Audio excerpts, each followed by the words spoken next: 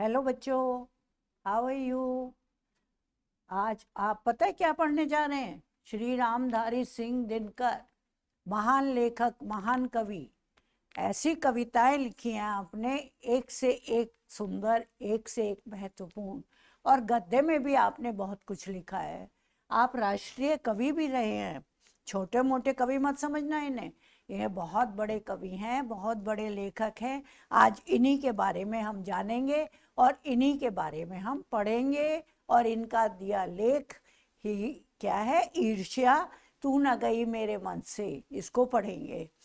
तो आइए स्टार्ट करते हैं। रामधारी सिंह दिनकर।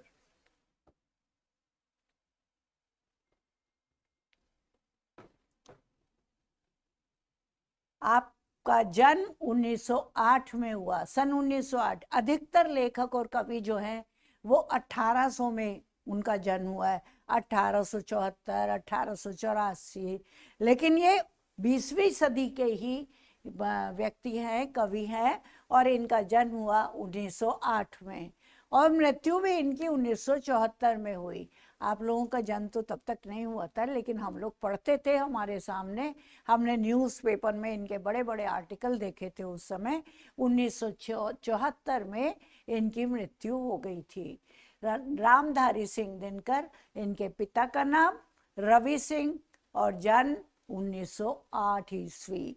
ये याद रख लेना बिल्कुल कि सन 1908 ईस्वी। और ग्राम कौन सा? सिमरिया, बिहार। ये भी बिहार के हैं। इससे पहले हमने जो देखे थे कवि लेखक, वो भी बिहार के थे। और डॉक्टर राजेंद्र प्रसाद, हमने पढ़ा था ना डॉक्टर राजेंद्र प्रसाद के बारे में, वो भी बिहार के थे। तो बिहार एक ऐसा राज्य है जो बड़े बड़े लेखक और कवियों को हम तक पहुंचाता है। तो ये भी बिहार, मुंगेर के हैं। और इनका गांव है सिमरिया गांव। भागलपुर विश्वविद्यालय से आपने डीलिट की उपाधि प्राप्त की। डीलिट पता है क्या होता है? पीएचडी के भी बाद, डॉक्टरेट ऑफ लिटरेचर। अरे पीएचडी के भी बाद जो डिग्री मिलती है उसको डीलिट डिग्री कहते हैं। आपने वो डिग्री प्राप्त की। आपने काव्य लिखा, आपने निबंध लिखे, आपने यात्राओं के संस्मरण लिखे। इस प्रकार अनेक विधाओं में, ये जो इनको कहते हैं विधा। विधा का मतलब प्रकार, एक प्रकार, साहित्य का एक प्रकार विधा कहलाती है। तो इन्होंने काव्य में लिखा, निबंध में लिखा, यात्रा में लिखा। भाषा शैली कैसी है इनकी? भाषा शैली शुद्ध साहित्यिक। आप फिर कहोगे कि क्यों हम भाषा के बारे में बात करें, क्यों जाने कि उनकी भाषा कैसी है, उनकी शैली कैसी है, हमें क्या मतलब है, ये शैली क्यों पढ़ाई जाती है हमें? तो बेटा, शैली और भाषा इसलिए पढ़ाई जाती है ताकि आप लेखक को अधिक से अधिक जान पाएं। आप लेखक के काम करने के तरीके को, लिखने के तरीके को समझ पाए और उनकी भाषा से उनके विचारों की गहराई समझ में आती है कि वो कितनी गहरी बातें कर पाते हैं, कैसी भाषा प्रयोग करते हैं। वो सब जानना हमारे लिए आवश्यक है। तभी तो हम उनके हृदय के उद्गारों को पहचान पाते हैं, उनके हृदय के भावों को जो वो प्रकट करते हैं, अभिव्यक्त करते हैं, उनको समझ पाते हैं। तो इनकी भाषा कैसी है? इनकी भाषा शुद्ध साहित्यिक है, संस्कृत निष्ठ है और खड़ी बोली है। संस्कृत में पढ़े लिखे हैं ना, डीलिट किया हुआ है, तो छोटे मोटे शब्दों का प्रयोग नहीं करते हैं। ये संस्कृत भरे शब्दों का, शुद्ध शब्दों का प्रयोग करते हैं, साहित्यिक शब्दों का प्रयोग करते हैं। और खड़ी बोली, खड़ी बोली पता है कौन सी होती है? जो बोली हम लोग बोलते हैं, जो बोली हम लोग लिखते हैं। देवनागरी में जो भी आप लिखते हो वो सब खड़ी बोली के अंदर आता है। तो इनकी बोली भी खड़ी बोली है। और शैली, शैली का मतलब लिखने का तरीका। वो कैसा है? व्यावहारिक है, विवेचनात्मक है, समीक्षात्मक है, भावात्मक है और सूक्तिपरक है। इतनी सारी विशेषताएं। एक बात व्यावहारिक है, बोलचाल की भाषा, मतलब बोलचाल में जिस प्रकार प्रयोग किया जाता है वो ही है। विवेचनात्मक, हर बात का आकलन करना, विवेचन करना, अच्छा है बुरा है देखना है, ये सब आप करते हैं। समीक्षात्मक, उसकी समीक्षा करना। समीक्षा का मतलब उसको उसकी अच्छाई बुराई सब पहचानना। और भावात्मक, भावों से भरी हुई शैली, और सूक्ति परक, सूक्तियों का प्रयोग तो ये खूब करते हैं। अभी जब हम पढ़ेंगे तो हम जानेंगे कि इन्होंने किस प्रकार अपनी भाषा में सूक्तियों का प्रयोग किया है। तो इनकी भाषा समीक्षात्मक है, भावात्मक है और सूक्ति परक है। इनकी रचनाएं कौन सी हैं, क्या क्या लिखा है इन्होंने? इन्होंने लिखा रेणुका, एक बात याद रख लो, रेणुका, हुंकार, हुंकार का मतलब दहला देने वाली आवाज, बुलंद में बात करना।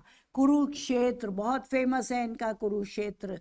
रश्मि रथी, ये भी आपका बहुत फेमस है, प्रसिद्ध है। अर्धनारीश्वर, वट पीपल, वट पीपल, वट बरगद का पेड़, और पीपल पीपल का पेड़, वृक्षों की बात, वृक्षों के माध्यम से और बहुत बातें। उजली आग आदि निबंध, देश विदेश, यात्रा, आपने यात्रा में जो लिखा वो देश विदेश। और आपकी मृत्यु कब हो गई? 24 अप्रैल 1974, 74, सन 74 में आपकी मृत्यु हो गई। छायावादोत्तर हिंदी काव्य धारा के प्रमुख कवि, आलोचक, विचारक और निबंधकार के रूप में विशिष्ट स्थान। आपके लिए एक नया शब्द आ गया यहाँ पर, छायावादोत्तर, छायावाद के बाद के कवि।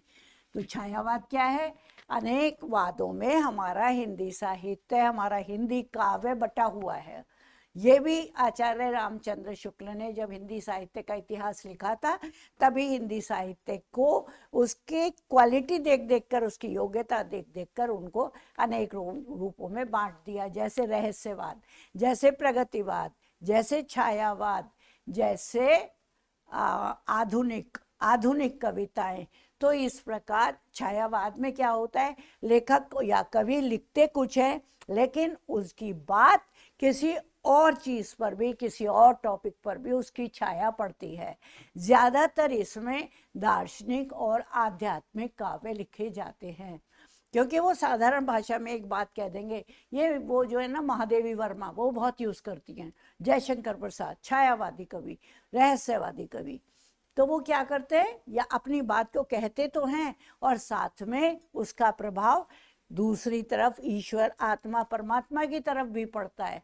तो ऐसे युग को, ऐसी कविताओं को छायावादी कविता कहा जाता है। और जो कवि हैं, जो लेखक हैं, उन्हें छायावादी लेखक, छायावादी कवि कहा जाता है। तो ये क्या है, छायावादोत्तर, उसके बाद, छायावाद के बाद काव्य धारा के प्रमुख कवि हैं। इन्होंने छायावाद का प्रयोग नहीं किया, इनसे पहले के कवियों ने बहुत छायावाद का प्रयोग किया, लेकिन इन्होंने नहीं किया। ये उसके बाद की रचनाओं के प्रमुख कवि हैं। आलोचक भी हैं, विचारक भी हैं, विचारक सोचना, सोच के लिखना, और निबंधकार भी हैं। तो इस प्रकार अनेक योग्यताओं से युक्त लेखक श्री रामधारी सिंह दिनकर आज हम पढ़ने जा रहे हैं। उम्मीद है आपको इसमें इंटरेस्ट आ रहा होगा कि भाई ये कैसे कवि है, कैसे लेखक हैं, हम इनके बारे में अधिक से अधिक जान ले। आइए पढ़ते हैं आगे। रामधारी सिंह दिनकर का जन्म 1908 ईस्वी में, अभी हमने बात करी थी कि 1908 ईस्वी में बिहार राज्य के मुंगेर जिले के सिमरिया नामक गांव में एक साधारण किसान परिवार में हुआ था। इनके पिता का नाम श्री रवि सिंह और माता का नाम श्रीमती मनरूप देवी था। ऊपर माता का नाम नहीं आया है, यहाँ पर माता का नाम भी है श्रीमती मनरूप देवी। बीए की परीक्षा पास करने के पश्चात इन्होंने कुछ दिनों के लिए उच्च माध्यमिक विद्यालय में प्रधानाचार्य का पद संभाला। इतने इंटेलिजेंट थे कि बीए पास करते प्रधानाचार्य, प्रिंसिपल बन गए माध्यमिक विद्यालय में, इंटर कॉलेज में। उसके बाद ये सरकारी नौकरी में चले आए। इनकी सरकारी सेवा अवर निबंधक के रूप में प्रारंभ हुई। अवर निबंधक, निबंधक होता है रजिस्ट्री से संबंधित, और अवर का मतलब चीफ, चीफ से नीचे, जैसे एडीएम, जैसे एडीएम है, डीएम है, डीएम के बाद एडीएम है, एडिशनल। तो ये भी अवर निबंधक मतलब एडिशनल रजिस्ट्रार के रूप में इनकी सरकारी सेवा प्रारंभ हुई। बाद में इन्हें उप निदेशक प्रचार विभाग के पद पर स्वतंत्रता प्राप्ति के बाद तक कार्य करते रहे। फिर ये क्या बन गए? उप निदेशक, डायरेक्टर, और फिर प्रचार विभाग के पद पर स्वतंत्रता प्राप्ति के बाद तक कार्य करते रहे। तदनंतर इन्होंने कुछ समय तक मुजफ्फरपुर वहीं बिहार में मुजफ्फरपुर के स्नातकोत्तर महाविद्यालय के हिंदी विभाग के अध्यक्ष पद पर भी कार्य किया। पहले तो माध्यमिक विद्यालय के ये प्रधानाचार्य बने और अब ये डिग्री कॉलेज के हिंदी विभाग के अध्यक्ष बन गए। सन 1952 ईस्वी में ये राज्यसभा के सदस्य मनोनीत हो गए। कितनी बड़ी बात है, क्योंकि इनके कार्य बहुत अच्छे थे, इसलिए ये दिल्ली में राज्यसभा में आ गए और उसके लिए मनोनीत हुए। आपको पता है ना कि इसमें इलेक्शन से जो लोग जाते हैं, जो इलेक्टेड पर्सन्स होते हैं, उनमें से मनोनीत करके और समाज में से जो जिनकी गरिमा है, जो अच्छे कार्य कर रहे हैं, उनको मनोनीत करके उनका नाम नॉमिनेट करके राज्यसभा में भेज दिया जाता है और वो राज्यसभा के मेंबर बन जाते हैं। तो ये भी इसी प्रकार वहाँ राज्यसभा के मेंबर बन गए। कुछ समय तक ये भागलपुर विश्वविद्यालय के कुलपति भी रहे। भागलपुर विश्वविद्यालय और उसके कुलपति का मतलब वाइस चांसलर, वो बने रहे। उसके पश्चात भारत सरकार के गृह विभाग में हिंदी सलाहकार, सरकार में आ गए फिर ये, और भारत सरकार के गृह विभाग में हिंदी सलाहकार के रूप में इन्होंने काम किया। लंबे अरसे तक इन्होंने काम किया और हिंदी के संवर्धन और प्रचार प्रसार के लिए कार्यरत, हिंदी को आगे बढ़ाएं, कैसे उसमें और उन्नति करें, अच्छा करें उसको, उसके लिए और प्रचार प्रसार के लिए कार्य करते रहे। इन्हें ज्ञानपीठ पुरस्कार से भी सम्मानित किया गया। ज्ञानपीठ पुरस्कार, कौन सा? ज्ञानपीठ। सन 1959 ईस्वी में भारत सरकार ने इन्हें पद्म भूषण की उपाधि से भी सम्मानित किया। फिर इन्हें भी मिल गई पद्म भूषण, बहुत सम्मानित डिग्री है ये। तथा सन 1962 ईस्वी में भागलपुर विश्वविद्यालय ने इन्हें डीलिट की मानद उपाधि, डीलिट इन्होंने पढ़ा नहीं, कार्य नहीं किया, मानद उपाधि सम्मान में इनको डीलिट की उपाधि मिल गई।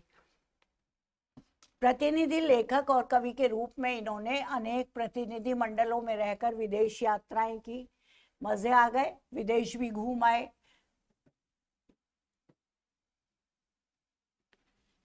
प्रतिनिधि मंडल में जब रह गए ना ये प्रतिनिधि लेखक और कवि के रूप में, इन्होंने अनेक प्रतिनिधि मंडलों में रहकर विदेश यात्राएं की। उर्वशी पर इन्हें सन 1972 ईस्वी में भारतीय ज्ञानपीठ पुरस्कार से सम्मानित किया गया। ये देखो, उर्वशी इनका बहुत फेमस काव्य है, तो उर्वशी पर इन्हें ज्ञानपीठ पुरस्कार प्राप्त हुआ। कब? 1972 पे। कौन सा पुरस्कार? ज्ञानपीठ पुरस्कार। ज्ञानपीठ पुरस्कार इन्हें प्राप्त हुआ। और दिनकर जी की असामयिक मृत्यु, कोई बीमारी नहीं थी, कोई बात नहीं थी, अचानक इनकी मृत्यु हो गई 24 अप्रैल 1974 को। इनकी प्रसिद्धि का मुख्य आधार कविता है और देश में ये मुख्यतः कवि रूप में प्रसिद्ध है। इनके गद्य लेखन में भी वे आगे रहे और अनेक अनमोल ग्रंथ लिखकर हिंदी साहित्य की श्रीवृद्धि की। इनका ज्वलंत उदाहरण है संस्कृति के 4 अध्याय। ये इनका बहुत फेमस लेख है जो साहित्य अकादमी, लो इसे भी इनाम मिल गया, साहित्य अकादमी द्वारा पुरस्कृत है। इनके गद्य में विषयों की विविधता और शैली की प्रांजलता के सर्वत्र दर्शन होते हैं। शैली की खूबसूरती, प्रांजलता, खूबसूरती और विविध विषय, इनके गद्य में अनेक विषय इन्होंने लिए जिनका हमें दर्शन होता है। इनका गद्य साहित्य काव्य की भांति ही अत्यंत सजीव और स्फूर्तिमय है। इन्होंने काव्य, संस्कृति, समाज, जीवन आदि विषयों पर बहुत ही उत्कृष्ट लेख लिखे हैं। हाँ, तभी तो ये फेमस हुए, इन्होंने हर चीज़ पे लिख दिया। इन्होंने काव्य भी लिखा, संस्कृति पर भी लिखा, समाज पर भी लिखा, जीवन पर भी लिखा, इसलिए, और अच्छा लिखा, उत्कृष्ट लिखा, इसीलिए ये इतने प्रसिद्ध हो गए। रेणुका, हुंकार, कुरुक्षेत्र, रश्मिपति और परशुराम की प्रतिज्ञा, अर्धनारीश्वर, वट पीपल, उजली आग, संस्कृति के 4 अध्याय, देश विदेश आदि इनकी उल्लेखनीय कृतियां हैं। अभी हमने स्टार्टिंग में, प्रारंभ में बात की थी इस बात की कि ये सब कृतियां इनकी बहुत फेमस, बहुत प्रसिद्ध कृतियां हैं, जिनमें कुछ नाम यहाँ पर हैं। इनमें से आप इन नामों को जानो, समझो और इन्हें याद करो। एक उर्वशी विशेष, रश्मि रथी विशेष और कुरुक्षेत्र विशेष, परशुराम की प्रतिज्ञा ये खास, देश विदेश की यात्रा और निबंधों में ले लो संस्कृति के 4 अध्याय, ये सब इनके लेख हैं।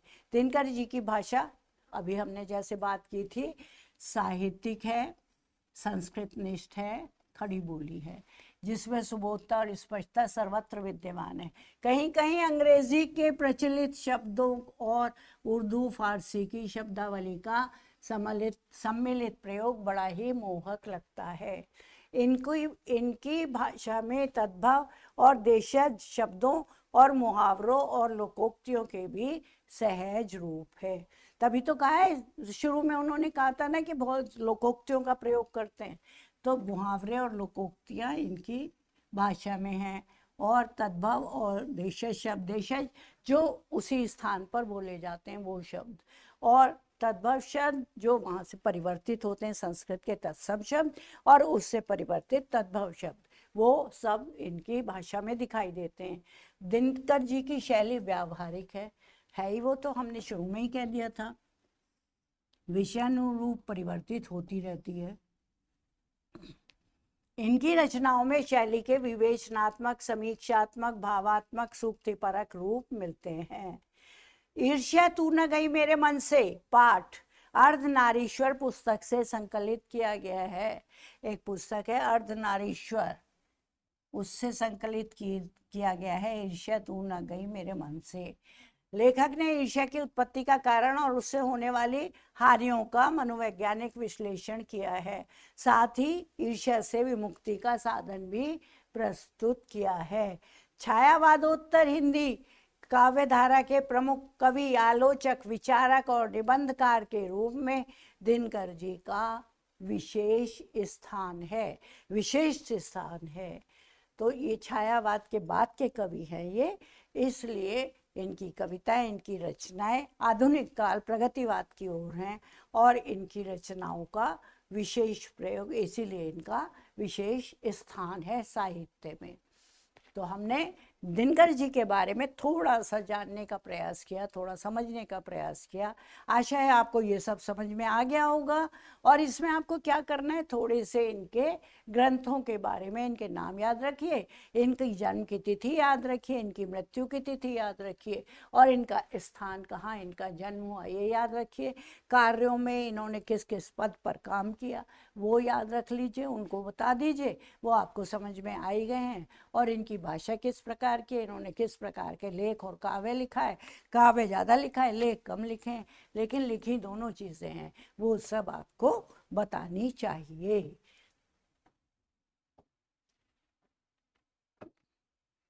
Happy learning children. ईर्ष्या तू न गई मेरे मन से, अब हम ये पढ़ने जा रहे हैं। फ्रेश होके आए, फ्रेश बैठे हो ना, नाश्ता वाश्ता करके आए हो। देखो अब हम पढ़ेंगे हैप्पी लर्निंग में ईर्ष्या तू न गई मेरे मन से।